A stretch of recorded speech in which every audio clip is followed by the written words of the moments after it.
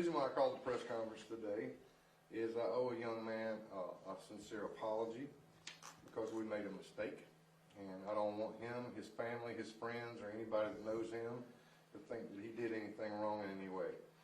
His name is Olin Christopher Rhodes. This is a guy that did nothing wrong. Now, we had a warrant roundup last week, and his picture was put up there, and we'd had him charged with PWID fentanyl, which is pretty terrible.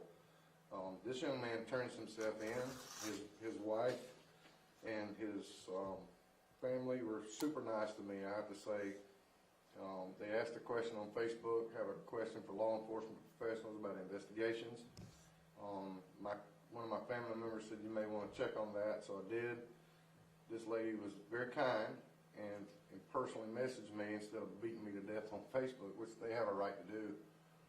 But they're good people, and this gentleman right here, Mr. Rhodes, was terminated from his job, and I want to say thank you to the city of Malden for understanding that we made this mistake and not him, and gave him his job back, so thank you for that.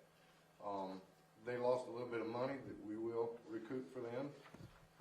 I want to show you, I really want to show you the guy that looks like him, but I have not 100% identified him, so I don't want to make the same mistake twice.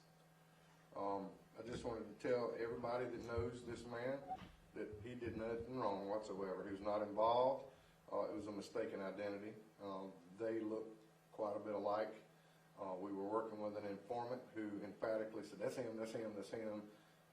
The young officer that did this, very good investigator, just made a mistake.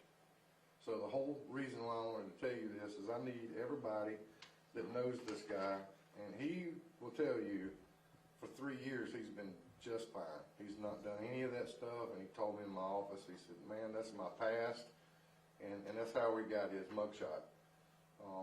I've always been a proponent. It doesn't matter what you do, how many mistakes you make, it's how you handle those mistakes. He has done a very good job. We caused him some grief, and I want to apologize to him and tell him that the Spartanburg County Sheriff's Department wants to do much better than that. We've had this to happen in the past. I really hope this never happens again, but the chances are that this may happen again, but I'm going to do our best. I'm going to do our very best not to let this happen again. So that's what I want to say. He's not charged with PWID fentanyl. He's not got any charges on him because he's done nothing wrong.